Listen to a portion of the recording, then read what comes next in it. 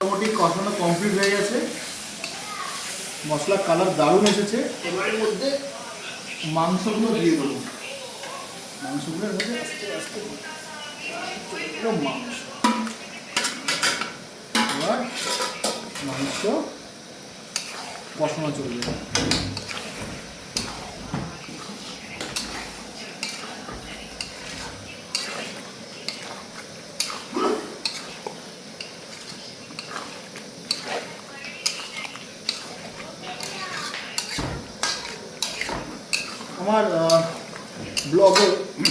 আমার ব্লগে অনেকে বলে, দাদা আপনারা অনুষ্ঠান বাড়ি থেকে এত খান, বাড়ি থেকে এত খান।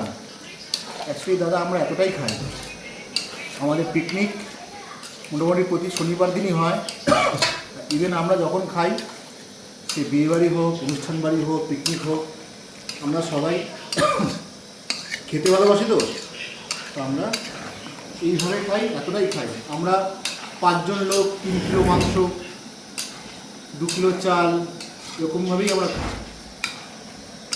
খাওয়াটাই আমাদের নেশা। মাংসটা কষানো হয়ে গেলে তারপরে তো জল দেবো, এখনও টাইম লাগবে।